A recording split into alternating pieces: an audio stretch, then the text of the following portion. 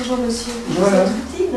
Voilà, en fait, c'est la première fois que je viens à Binche et j'aimerais bien visiter la ville. Est-ce que vous auriez un plan ou quelque chose comme ça pour me faciliter la tâche? Bien sûr, je vais vous donner un plan un peu de documentation, mais je peux également vous proposer un audio guide. Nous avons 2 versions, version adulte et enfant, et 3 versions, français, néerlandais et anglais. En quelle langue souhaitez-vous? Une version française pour moi. D'accord. Ça ira. Voilà. Je peux vous demander 3 € s'il vous plaît, d'allocation de 3 € et une pièce d'identité. Comment ça marche? Voilà. Voilà, donc le mode d'emploi se trouve sur donc, la face de l'audio guide. Vous voyez, donc vous devez appuyer sur play pour le mettre en marche. Et puis, bon, vous commencez par le numéro 1 et puis jusqu'à la fin du circuit. Donc ça commence là, juste devant le premier lutrin. Et pour cela, je vais vous donner ce support écrit qui reprend tous les textes qui se trouvent. Je vous ai donné une visite alors. Merci beaucoup. Voilà. Et je prépare la documentation pour tout à l'heure quand vous me rapporterez l'audio guide. D'accord. Voilà. Merci. Au revoir, monsieur. Merci. Binche, petite cité médiévale au cœur du centre en Hainaut, est beaucoup plus connue pour son folklore local que pour ses monuments historiques. Et pourtant, long de plus de 2 km et flanqué de 25 tours, ses remparts valent eux seuls le détour. Ce joyau de l'architecture médiévale et militaire s'inscrivent dans un cadre unique en Belgique. Mais commençons plutôt par le début. Imaginez un instant que Charles Quint, 450 ans après, soit à nouveau accueilli dans la cité énuyère par sa sœur, Marie de Hongrie. Reconnaissez-vous ce chevalier? Comment ne pas le reconnaître? C'est Baudouin qui avait établi sa cour ici en 1182. C'est lui qui fit construire les remparts, n'est-ce pas? Oui, et il s'était entouré de plus de 200 chevaliers et 300 hommes d'armes. Oh, Charles, racontez-moi leur bataille. Il n'y en eut pas. Baudouin le courageux avait si bien fortifié la ville que les Brabançons renoncèrent à mettre Binche en état de siège. Hélas, je n'ai pas eu cette chance. Binche est né à l'aube du XIIe siècle. On a longtemps cru que c'était Baudouin III, comte de Hainaut, qui avait découvert ce promontoire rocheux et qui avait construit un premier donjon comtal. À vrai dire, on croit plutôt que c'est sa veuve Yolande de Gueldre qui, entre 1120 et 1125, va fonder une ville nouvelle. C'est pas une ville qui va se créer artificiellement, les habitants étaient déjà bien établis, simplement elle va, en accordant des privilèges et en réglementant un petit peu la vie de la cité, elle va réellement créer une cité nouvelle. En 1125, elle décède et c'est son fils, leur fils Baudouin III et elle qui héritent du pouvoir. Et donc, on l'appelle Baudouin IV tout simplement. Et lui, à la demande des habitants, parce que, je vous répète, le bourg est prospère maintenant et les habitants craignent un petit peu pour leur prospérité, ils vont donc demander à faire construire une enceinte. Ce que le comte va accepter, trop content, tout en disant, voilà, vous voulez une enceinte, payez-la maintenant. Et on retrouve donc trace dans les comptes de l'époque du fait que ce sont bien les habitants de Binche qui ont payé leur enceinte. En revanche, en 1150, quand cette enceinte est terminée, lui a envie de se sentir chez lui aussi. Et donc, il va construire le premier château comtal. Ça, donc, dans la deuxième moitié du XIIe siècle. Il faudra attendre le XIIIe siècle et une autre dame, Jeanne de Constantinople, pour voir la ville s'agrandir. Et elle va acquérir des terrains dans le nord de la ville et de la sorte, tout doucement, petit à petit, l'enceinte va s'agrandir. Quelle est cette reine? Comment, mon frère? Vous ne reconnaissez pas la dame de Binche? Celle qui fit changer un vulgaire château médiéval en un magnifique palais de lumière? Celle qui, dès 1545, en fit dresser les plans par l'architecte montois Jacques Dubreux, puis réunit une élite de maçons, menuisiers, tailleurs de pierre, décorateurs, charpentiers, céramistes, jardiniers, peintres... Oui, j'ai compris. Celle qui aimait les beaux-arts, celle qui, jusqu'en 1548, mit toute sa volonté pour ériger une demeure digne de vous recevoir avec magnificence. Je vous ai dit que j'avais compris. Qui était-ce? Vous, ma sœur. Mais je vous trouve plus belle, en réalité. Voilà, donc nous voilà devant les fameux vestiges du palais de Marie de Hongrie. C'est généralement ce qu'on dit, c'est ce qu'on pensait aussi. Et puis au fur et à mesure des fouilles, on s'est rendu compte que c'était plus compliqué que ça. Alors ici, ils nous ont fait un petit dessin pour qu'on se rende bien compte. Nous venons donc, vous voyez ici l'extension du 14e avec les canonnières du 15e, le mur du 12e, et vous voyez en réalité l'emplacement de la première enceinte. Hein. Elle venait simplement jusqu'ici, et puis elle repartait par là. Tout ce qui est orange est extension plus tardive. Pour savoir d'autres secrets, il faut appuyer sur Play. Le temps qui passe. Autrefois, le château dépassait de 10 mètres la hauteur de la muraille. Il aurait atteint la cime des arbres qui le remplacent aujourd'hui. Ensuite, Henri II a fait tant de trous dans les remparts qu'on a dû les colmater à la hâte avec des éléments en pierre travaillés. Le chemin de ronde est interrompu. Cette muraille est un livre ouvert où se retrouvent les témoignages de plusieurs époques. Du grès gris, du grès schisteux, du calcaire blanc, même des morceaux de briques pré-industrielles du XVIe siècle. Alors, donc un petit rappel, l'enceinte dans la première moitié du XIIe siècle, le château Comtal dans la deuxième moitié du XIIe siècle et le château Comtal, le voici. Il était principalement constitué, bien sûr comme dans tous les châteaux, d'une grande salle. Alors la grande salle, c'est là où on fait tout. Hein, on tient la justice, on rend la justice, on mange, parfois même on dort. Et puis,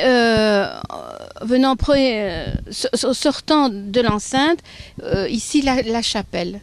Alors la chapelle, c'était important aussi de montrer donc à la fois la puissance militaire du comte, hein, avec son château, et puis la protection de Dieu sur le château, sur le comté, sur la ville.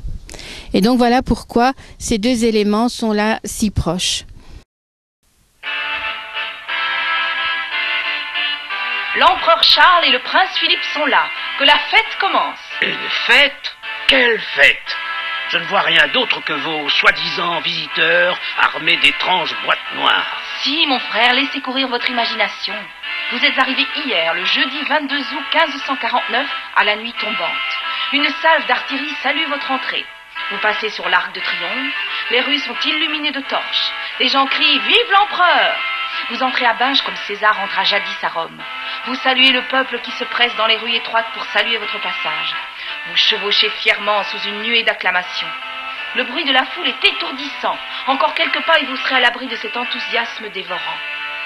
Allons, Charles, venez à ma rencontre. Laissez mes gens vous débarrasser de vos armes et bagages. Venez vous rafraîchir et vous reposer en ce palais construit tout spécialement pour vous accueillir.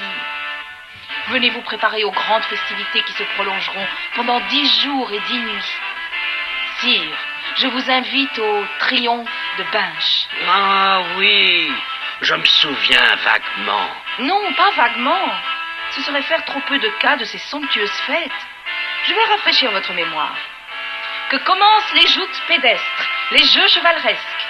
Demain, vous partirez à la chasse, mais soyez de retour pour le bal masqué, sinon vous risquez de ne pas me reconnaître. Ensuite, nous verrons le ballet. Nous simulerons une bataille à Marimont. Nous assisterons au tournoi équestre. Nous ferons ripaille dans la salle enchantée où nous dégusterons les mets les plus délicats. J'y suis! Je me souviens de tout! Ce banquet final résonne encore dans ma mémoire et dans mon ventre. J'y avais mangé plus que de raison. Que reste-t-il de tout cela, par cette fichue goutte qui me torture? Asseyez-vous, Charles. Il reste beaucoup de choses. On en revient un petit peu à l'histoire de ces triomphes de Binche et du pourquoi des triomphes. Donc pourquoi Binche déjà? Eh bien parce que donc en 1545, pour tous les services qu'elle a rendus à son frère, Marie de Hongrie reçoit Binche en apanage viager, c'est-à-dire quels que soient les revenus et les rentes de la ville de Binche. Donc elle avait tout intérêt à venir ici. Au cours de ces fêtes, ben voilà, on a les deux représentations, hein, on n'a pas grand-chose. Les soirées de la folle semaine des folles triomphes. Des folles triomphes de Binche de 1549. Hein. Et bon, on pourrait décrire la scène, hein, si vous vous souvenez. En fait, donc c'est une série, hein, une semaine de joutes, de banquets. On alterne les joutes, les tournois, et puis le soir on banquette. Et puis un soir, bon, c'était bal. Vous reconnaissez peut-être. Hein, il faut peut-être bien se pencher. Mais on voit Charles Quint au centre. On voit Marie d'Hongrie avec les barbes de son bonnet. On voit Éléonore de France. Hein, c'était les trois frères et sœurs. Ils se suivaient. Ils étaient très proches les uns des autres, quoi. D'où les célèbres phrases Más bravas que las fiestas de Binche, ou rien n'est plus beau que les fêtes. Donc traduction, rien n'est plus beau que les fêtes de Binche. Et c'est resté certainement dans les mémoires.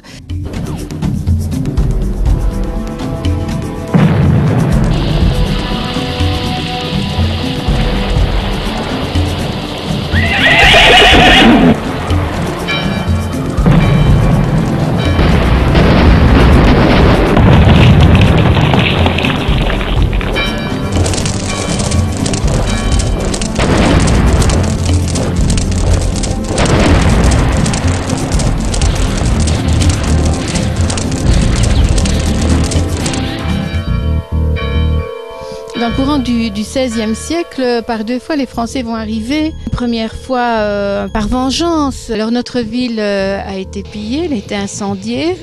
Ils ne sont pas restés très longtemps et le château a souffert. Il aurait encore pu fonctionner si en quelques années plus tard, en 1578, et pour d'autres raisons cette fois, hein, c'est-à-dire que Charles Quint a abdiqué, nous sommes sous Philippe II, roi très catholique, qui imposait le duc d'Albe dans nos régions et en Flandre. Les Flamands principalement se révoltent contre cette mainmise du roi catholique sur eux, et ils vont se tourner vers le protestantisme, vers la réforme. Et donc vous savez que le duc d'Albe les avait traités de gueux, et bien puisque nous sommes des gueux, c'est ainsi qu'on nous appellerons désormais. Et donc ils font appel au duc d'Alençon qui va venir les soutenir, et donc Binche qui était quand même toujours fidèle au gouvernement en place, et bien, a vu de nouveau ses remparts assiégés, et là ça a fait mal. Sire, bienvenue au domaine des Gilles. Où sont-ils? Ils ne revêtent leurs beaux costumes qu'au Mardi Gras. Ah, toutes les fêtes n'ont pas disparu? Au contraire, les Gilles continuent chaque année de se réunir dans les tavernes. Au carnaval, ils forment leur rondeau au pied du beffroi et de l'hôtel de ville. Vous parlez de la boucherie, qui servait également de maison de ville. C'était plutôt la maison de ville qui servait également de boucherie, mais qu'importe. Maintenant, c'est devenu l'hôtel de ville. Et où passait la petite enceinte? Au niveau du rétrécissement de la rue Notre-Dame. Voilà, donc nous sommes à présent dans la salle des mariages de la ville de Binche. Cette salle, la décoration murale de cette salle est consacrée à Marie d'Hongrie. Comme vous voyez sur les murs, le monogramme de cette reine. Alors, bon, on va regarder un petit peu ici le motif. Hein. Vous voyez principalement le M pour Marie, donc le monogramme reprenant les initiales des noms, prénoms ou titres de la personne à qui appartient le monogramme. Un M pour Marie. Dans le premier jambage du M, le R pour reine, puisqu'elle était reine de Hongrie. Et elle avait épousé un Louis II de Hongrie. Donc ce L dans le deuxième jambage, en effet, pour rappeler qu'elle avait épousé le roi Louis II de Hongrie. Un destin exceptionnel pour cette jeune femme, je veux dire fiancée à 16 ans, mariée à 20 et veuve à 22. Enfin, c'était un destin assez tragique.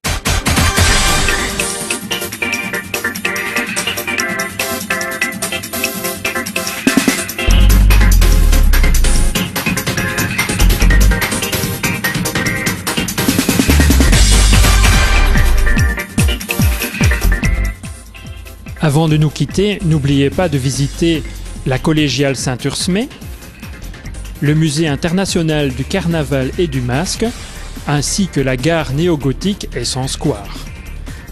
Peut-être dégusterez-vous sur la Grand Place une spécialité locale. Au plaisir de vous revoir bientôt à Binche.